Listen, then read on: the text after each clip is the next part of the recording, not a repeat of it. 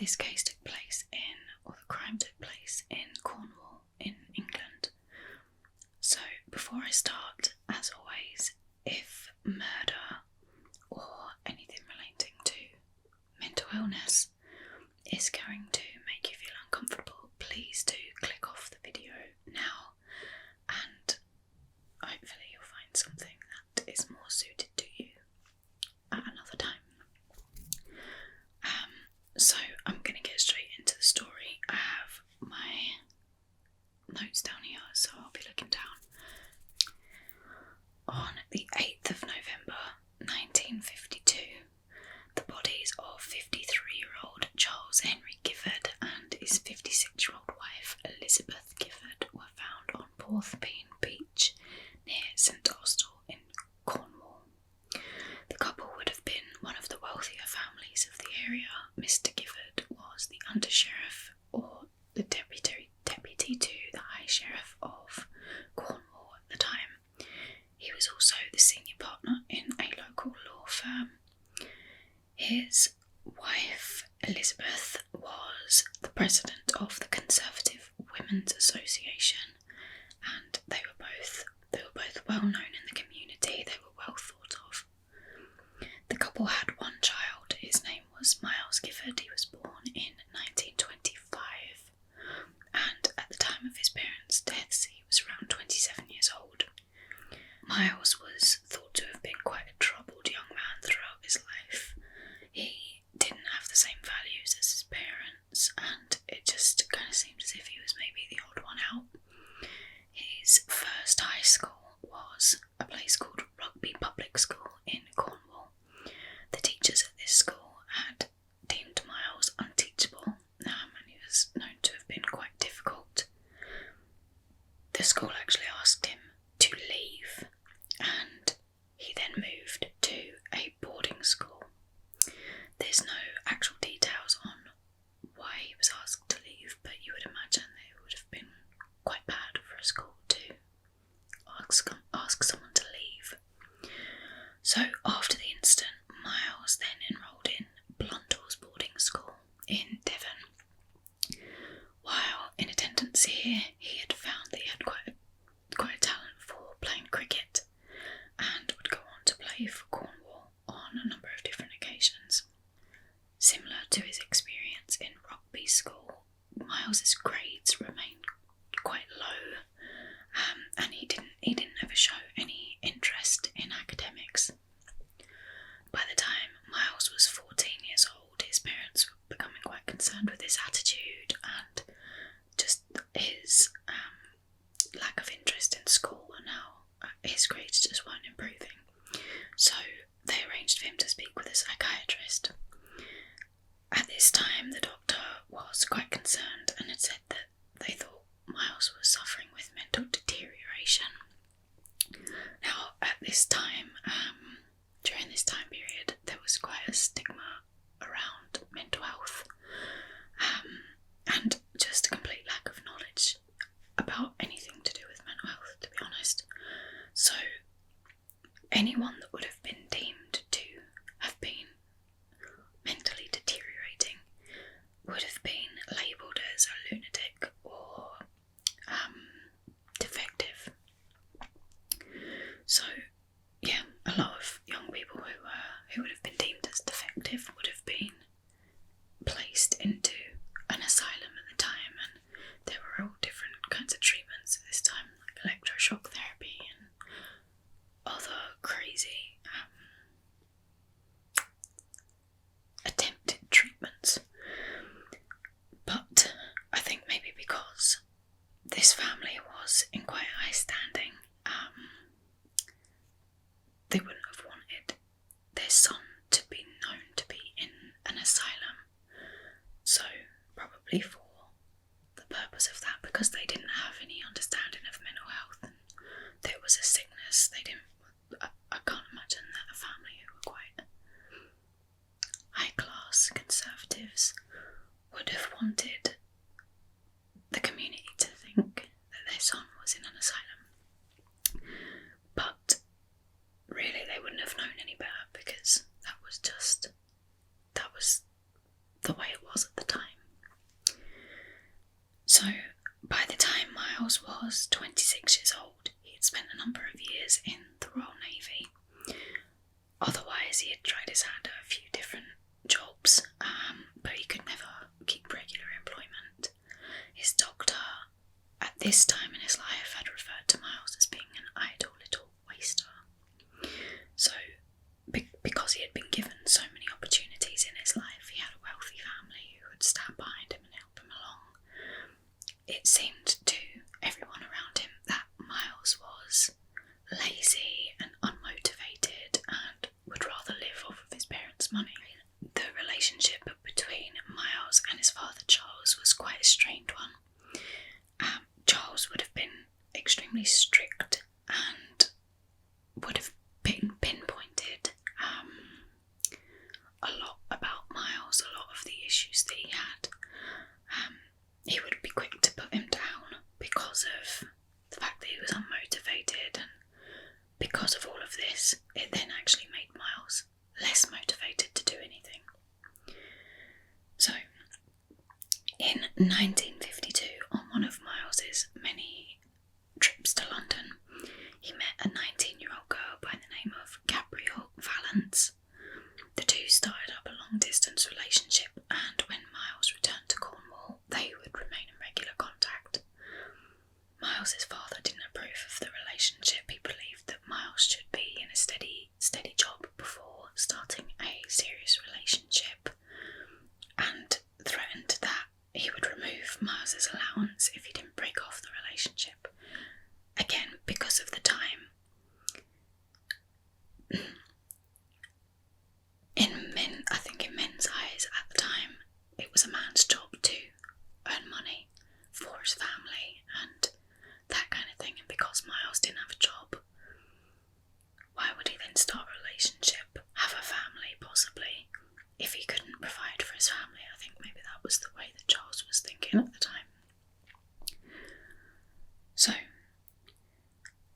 Miles didn't break off the relationship with Gabrielle Valance, and in one of his letters to her, he had actually stated, "Short of doing him in, I see no future in the world at all."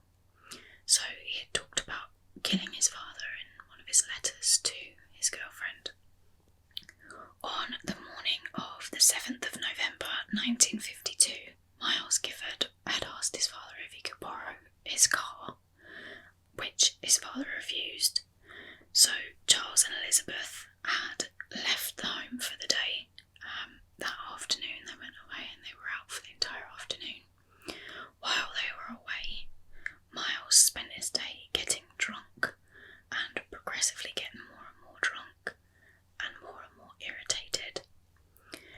He actually made a number of calls to Gabrielle Valance and had told her that he would be driving to see her at some point during the day. So it kind of seemed like, as the day was going on, he had already made a decision on what he was going to do. So on Elizabeth and Charles's return home, this was at around 7:30 p.m. that same day, Charles Gifford was in the garage putting his car away when his son Miles entered the garage with a piece of lead pipe in his hand. Miles Gifford battered his father to death with this lead pipe. He then proceeded into the kitchen of the house where his mother was, and using the same lead pipe, Miles beat Elizabeth to death. Now there is a report that says that both parents had survived the beating and were somewhat conscious. So what Miles then done, whether they were alive or dead, I'm not sure, because there are a couple of different stories. So what Miles then proceeded to do was place his parents' bodies into a wheelbarrow, push them to the end of the garden where there was a cliff edge, and throw them over the cliff edge onto Porthpean beach. He then went into the garage, got his father's car, and drove to London to be with his girlfriend. The next morning, the bodies of Charles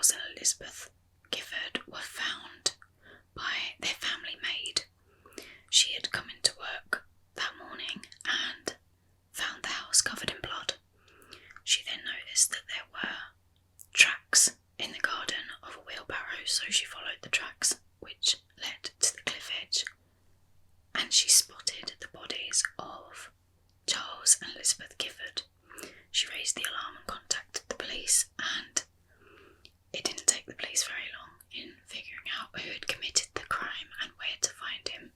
The following day, the police had found Charles Gifford's car around the corner from the home of Gabrielle Fallon's. In the back of the car, Miles had left his bloody clothing. It was also discovered that Miles had taken some of his mother's jewellery and attempted to sell it, but whenever he was trying to sell it, he used his own name. So the evidence was piling up against him. It was very obvious that he was the one who had killed his parents.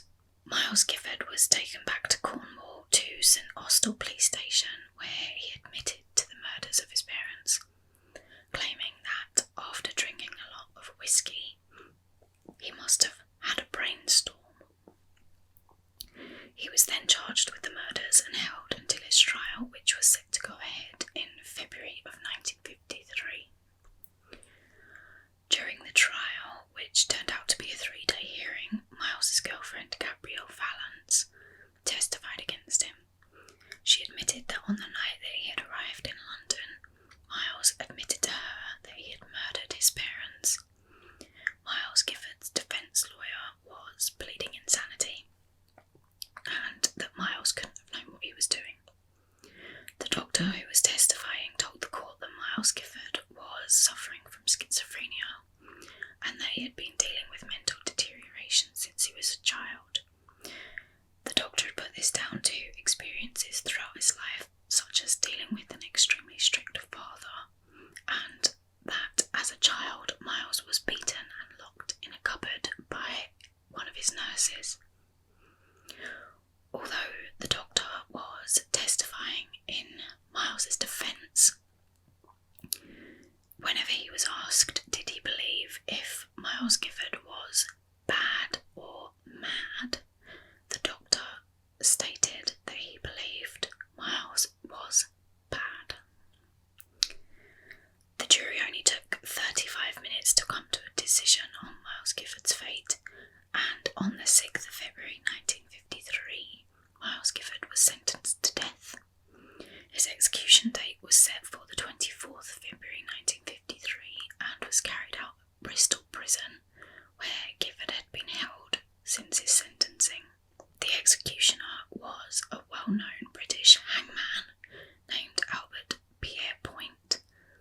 Pierrepoint's father, Henry, and his uncle Thomas were hangmen before him, and he was also known to have executed between 335 and 600 people throughout his career, which ended in 1956.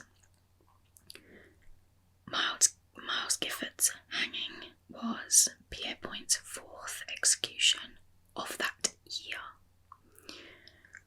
An interesting fact is that Albert Pierrepoint was also the executioner for the famous acid bath murderer John Haig, who was hanged in Wandsworth Prison in London in 1949. So that is the end of that case. I really hope you enjoyed. I found it really interesting, but because of the mental illness side of it. Was he mentally ill or was he just a bad person? I do believe it's possible to just be a bad person.